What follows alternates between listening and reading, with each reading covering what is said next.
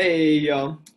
This is just going to be a quick overview of the annotated bibliography assignment and over the persuasive research essay plan, just in case you have any last minute questions. Hopefully this will clear things up for you, but if there's anything else that you need, just get in touch. I'll make sure to answer those questions for you and we'll get you on the right track.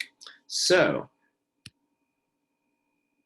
when we're thinking about the annotated bibliography, these may sound like big words if you're not used to working with these. Like if in high school or early college you hadn't written a research paper or like had to do a bibliography. Bibliography is just it's a list of resources, and annotated is just to add information onto that list of resources. And so we're making this annotated bibliography with a specific focus. And the specific focus of this annotated bibliography is that we're going to have a source that we've evaluated using, so in the assignment details, you're asked to, so for our purposes, the assignment details say that in your annotated bibliography, you should provide the MLA or APA or other citation system citation entry for each source. Okay, so we're listing out the sources that we're using in this paper or that you're planning to use. Maybe you haven't used them all yet, like you haven't drawn information from all of them yet, but maybe you're planning to use each of them in your paper. We're going to include sources that we're planning to use in this annotated bibliography. So when you do that, you're going to provide that MLA or APA or other citation system citation entry for each source. You're going to write a 2 to 3 sentence evaluation of each source using the CRAP test. Now remember, you can access this handout. The CRAP test is where we're evaluating a source. We're evaluating the source for a few different things that are contained by the acronym CRAP. So what we're thinking about when we're looking at a source and we're thinking, okay, is this something I should use in my persuasive research essay, or is it not something I should be using in my research essay? You're going to evaluate the sources you're thinking about using by these criteria. So currency. Has this come out fairly recently? Because in a lot of different fields, we discover new things as we come along. This isn't to say that old information isn't good in some ways and isn't helpful in some ways, and sometimes can be more helpful than new information if the new information is biased in some way or has been shaped to further some kind of agenda. But you want to think about, is the information that I'm using current? Because lots of times current information is going to be your best shot at getting the information that you need because it's building on past information. Not always, but a lot of the time. Is your source relevant? So does the source actually have the information that you need? Is it important for the things, the questions that you're trying to answer, the topics that you're trying to research? You want to think about, is the information at an appropriate level? So is it not too elementary, too basic, or too advanced for your needs? Would you be comfortable citing this source in your research paper? Because there are some things like Slate has a bunch of great articles. I've read tons of Slate articles to get like an introduction to things that I use, but I typically don't cite Slate articles in my paper unless they're very, very, very well researched. And even then, I'm not really drawing too strongly on that. I usually go to, like, if there's a specific topic I need to explain for my audience, I tend to draw from more scholarly sources. That's just an example. So is your source current? Is it relevant? Is it authoritative? Is it written by someone who has the authority to speak on that topic? And remember, these things are all on this handout, so I'm not going to go through every aspect of this, but just giving you an idea of how you want to be evaluating those sources. Is the information in the source accurate? You might want to fact check some things if something seems sketchy. And the purpose. So what's the purpose of the source that you are looking at? Because the purpose of the source is important. If it's written to entertain, maybe somebody might exaggerate certain facts, or they might leave some things out because they're not going to be entertaining. So you want to think about what the purpose of the source that you're using is.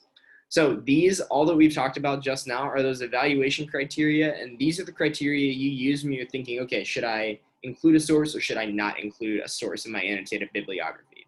If it's current, relevant, written by an authoritative speaker or writer on the topic, the purpose is to inform and provide accurate information, truthful information, and the purpose fits with the kind of source that you'd want to be using that you think that your audience would trust, because that's what we're trying to think about, is what is our audience going to find authoritative. That's when you want to use the source. If the source isn't current, not relevant, not written by an authoritative person, there are issues with accuracy, or the purpose doesn't line up with what your audience would find convincing, probably not a good idea to use that source. So yeah. So you're using all those criteria to think about which sources you should include. And once you have narrowed in on a few sources to include, you're going to make an annotated bibliography entry. And here's what that looks like. You cite the source in its format. You double check. You can use so linked here is the Purdue Online Writing Lab. It's a great source to use to make sure that you're citing. So if you want to make sure that you're citing an APA because your major field uses APA, that's awesome. Look up APA guidelines from the Purdue Writing Lab. Like I use MLA a lot, but I know that not a lot of sources or a lot of fields don't use MLA. So if you need to find MLA information, you can also find that in Purdue. So APA, MLA are probably the most common that you're going to run into. You could also use Chicago style if that's something that your field uses, like your history major. But yeah, so Purdue OWL can help you with citing your sources. And for this annotated bibliography, once you have run the CRAP test on your sources, you've figured out how you're going to be citing, whether it's APA or MLA or something else. You want to choose 5 sources that you are going to cite in your annotated bibliography and provide a quick annotation on. So that annotation is like a quick note that lets your reader know what this source is good for. And we have a particular purpose when we're making these annotations. So when we are making these annotations, what we want to include are, we want to make sure that we are discussing why each source is credible. So for example, in this source, they said the person who wrote this citation and annotation said this article was published in 2010, so this information is still relevant. It's credible because it's relevant. Cool. Then they said the information in this article appears to be relevant, but I'm not sure how credible the Futurist magazine is. So they were like, okay, the information in this article seems to be right, but I'm not 100% sure about the place where this article was published. So I have to keep that in mind. And they said, I don't know that I will use this because my audience may not be persuaded that it is a credible source. Okay, so that's an important point, that you can include some sources that you don't think that you will use, but the key thing is that you're making clear why you're not going to be using that source. So you want to try to include, if you can make all of your sources in your annotated bibliography, sources that you find credible that you've run through the CRAP test, that's good, do that. But if you have a couple sources that you're like, I don't know about this, show that you can evaluate whether a source is credible or not in your annotated bibliography entry by discussing why you think the source is not credible.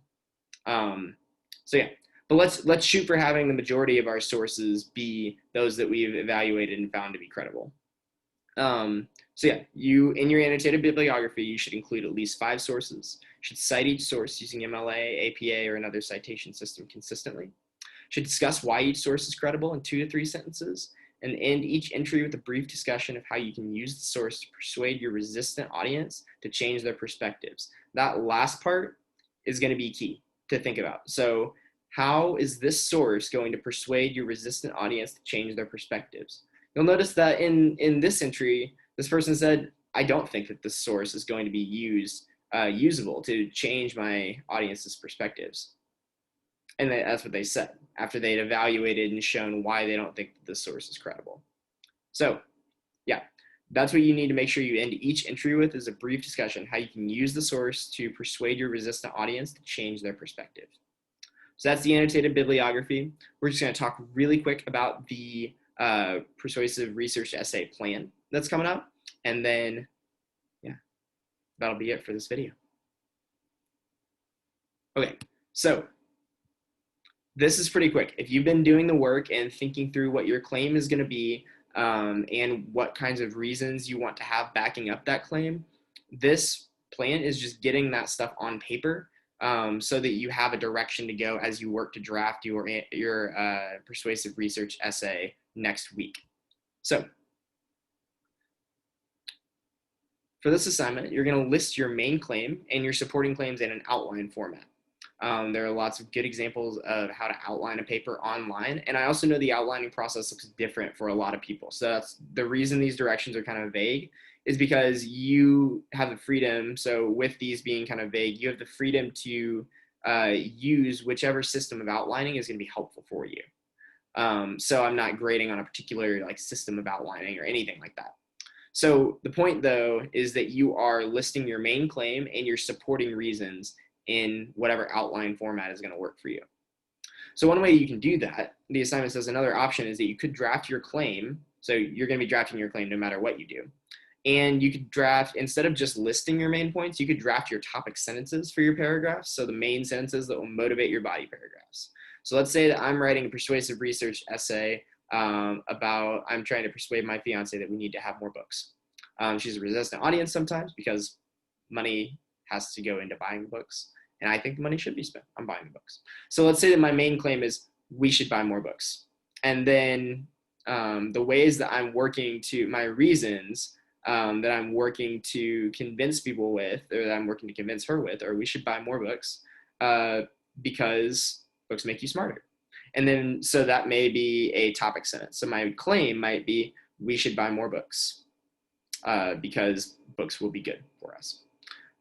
Claim or topic sentence then could be, we should buy more books because studies show that having more books in your house makes you smarter. That might not be true, but let's see what the research says about that. So you could go on and you could have your claim, and then you could also write your topic sentences instead of just listing your reasons that will support your claim in an outline format.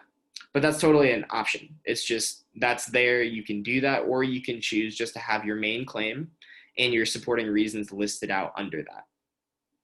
So when you're thinking about your points, don't forget your audience. So you want to think about how can you reference a value, a belief, or goal that your audience has, and then use your research to show that your perspective is actually fulfilling that value, that goal, or that belief. So catch this. The biggest mistake that writers make is by focusing on a research paper instead of a persuasive research paper, because they forget to incorporate audience-based reasons. So when you're thinking about reasons that will back up your claim, you want to think about reasons that your audience will find persuasive, or you think you can reasonably convince your audience to find persuasive. And that's that for the persuasive research paper plan. So if there's anything you need, just get in touch, let me know, and I am happy to help you. Remember that this is due Thursday, 11:59 p.m., and that'll be that. I'll see you later.